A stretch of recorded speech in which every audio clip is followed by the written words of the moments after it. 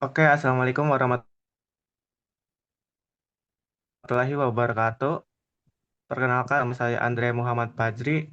Saya dari kelompok 7 dan saya akan menjelaskan tentang metode AHP atau Analytical Hierarchy Process. Oke, lanjut ke A, ke AJ.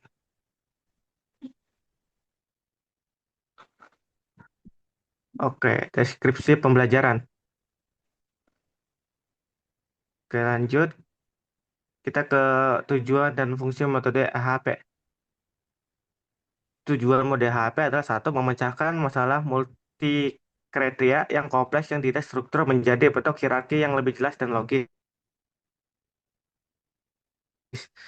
Dua, menggabungkan pertimbangan subjektif dan kuantitatif objektif dari pengambilan keputusan ke dalam satu kerangka evaluasi. Yang ketiga adalah mengukur tingkat sisi pemikiran pengambilan keputusan untuk memastikan bahwa pembuatan yang diberikan itu logis dan tidak kontradiktif. Terus ada fungsinya. Fungsi metode WP itu ada tiga. Yang pertama adalah menghasilkan bobot prioritas atau bisa disebut dengan vector agent untuk setiap kriteria atau subkriteria yang saling terhubung.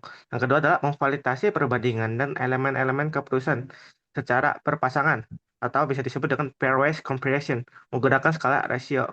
Terus yang ketiga adalah menyediakan mekanisme validasi. Itu adalah uji konsistensi terhadap preferensi nilai sebelum nilai akhir. Rankingan alternatif diterapkan. Dampaknya adalah dampak metode AHP adalah yang pertama adalah perancangan strategi perusahaan. Ini tuh digunakan untuk menyusun prioritas proyek ataupun strategi bisnis berdasarkan sumber daya, risiko, dan potensi keuntungan. Ketiga adalah pemilihan pemasok atau supplier evaluation. Menyeleksi supplier dengan mempertimbangkan kriteria yang beragam secara strimulat seperti harga, kualitas, fleksibilitas, dan rekam jejak.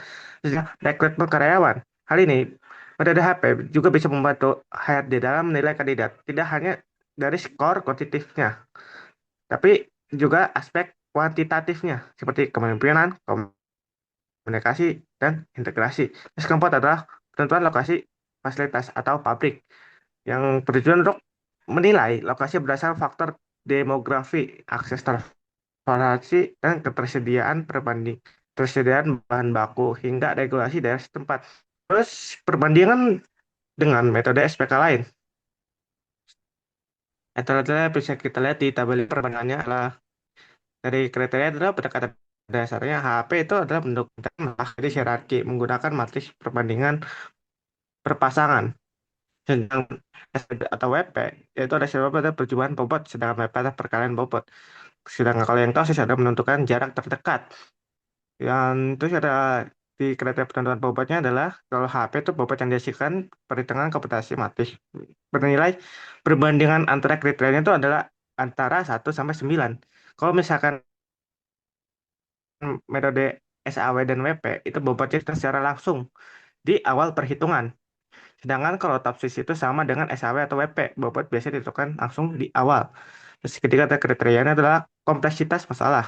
Di AHP itu salah satu untuk masalah untuk kriteria berlapis-lapis atau yang berhierarki, yang kompleks dan butuh validasi konsisten.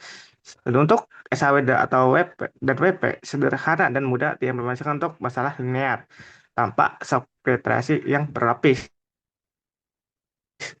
Untuk topsis itu adalah cocok masalah dengan banyak alternatif dengan konsep jarak matematis. Terus, terus kita akan lanjut oleh kelebihan dan kekurangan metode. Itulah kelebihannya adalah dalam aspek hierarki ini mudah mengambil keputusan dalam memecahkan masalah besar yang kecil dan mudah dikelola. Tapi kekurangannya adalah pembuatan struktur yang mendalam terkait kasus yang sedang dipecahkan. Kedua adalah akurasi dan validasi. Kelebihannya adalah memiliki uji kompetensi rasio atau CR yang mampu mendeteksi dan mencegah penilaian acak dan kontradiktif dari nilai. Tapi kekurangan, jika nilai kriteria dan alternatif sangat banyak, proses pengisian matriks perbandingan perpasangan menjadi sangat melelahkan dan melawan interogasi. Aspek adalah kriteria. Kelebihannya adalah mampu mengakomodasi matriks data kuantitatif, tanggapan, dan kuantitatif secara bersamaan tanpa perlu memisahkan menjadi cost dan benefit. Kekurangan adalah proses komputasi matematis jauh lebih panjang dengan bersurvei. Terus di sini adalah langkah-langkah FOM-nya, yaitu dalam menentukan hierarki masalah, perbandingan berpasangan, berhitung bobot, menghitung rasio, mana menghitung rasio ini adalah wajib untuk validasi penilaian. Untuk mencari nilai agent, CI, dan CR-nya, itu sangat penting pada kali ini. Terus yang terakhir, ada tahapan yang terakhir itu adalah evaluasi alternatif dan penilaian akhir. Oke, studi kasusnya kita akan melihat studi kasusnya yang sudah saya buat. Tolong J, lanjut di Excel-nya itu adalah pada kesempatan kali ini saya akan menjelaskan tentang ini pemilihan jasa travel trip ke Jepang menggunakan metode analitik hierarki proses atau bisa disingkat dengan AHP. Oke, lanjut kita ke ini yang pertama adalah kriteria. Pada tahapan awal, saya menentukan kriteria yang saya gunakan dalam pemilihan jasa travel ini. Ada terdapat 6 kriteria, yaitu yang pertama adalah harga, fasilitas, durasi, itinerary, rating, dan pelayanan. Harga itu termasuk cost, sedangkan yang lainnya adalah benefit. Kenapa harga adalah cost? Karena semakin mahal, semakin orang-orang itu tidak memilih travel tersebut, makanya harga itu termasuk cost.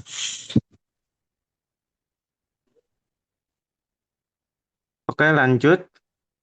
Saya akan selanjutnya saya membuat matriks perbandingan perpasangan menggunakan skala HHP 1 sampai 9. Contohnya adalah misalkan pada tabel ini nilai harga terhadap fasilitas adalah 3. Artinya harga sedikit lebih penting dibandingkan fasilitas.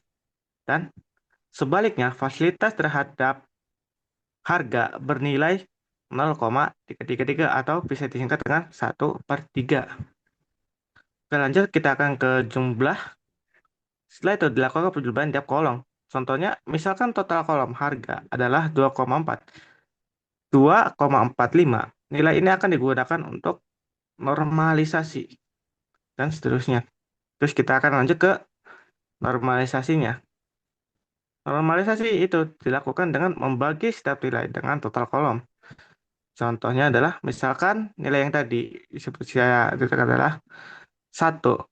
Jika dibagi total kolom yaitu adalah 2,45, maka hasilnya adalah 0,408. Ini dilakukan untuk semua nilai pada kolom tersebut.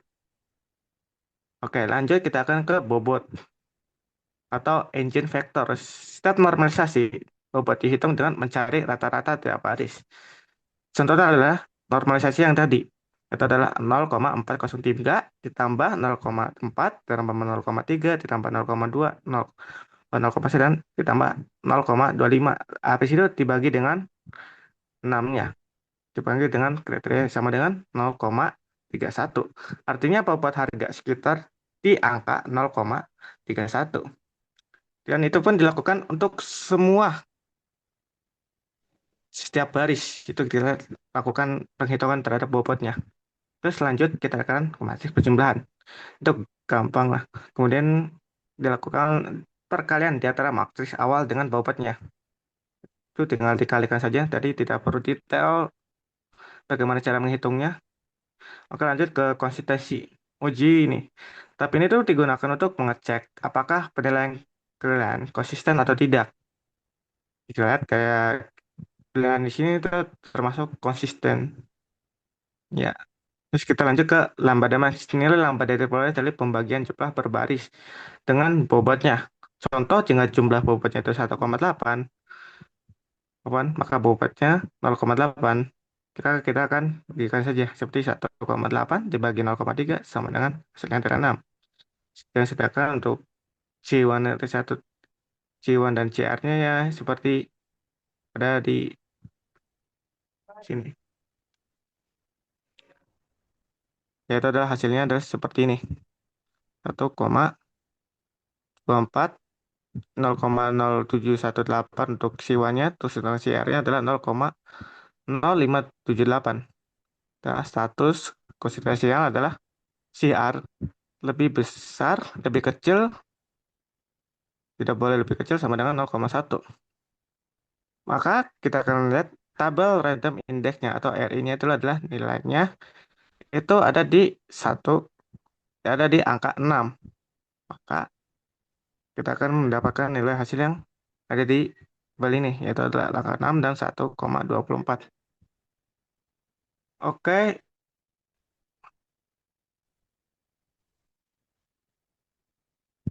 penutupan dengan demikian, ada HP untuk pembentukan hasil keputusan secara objektif dan terstruktur.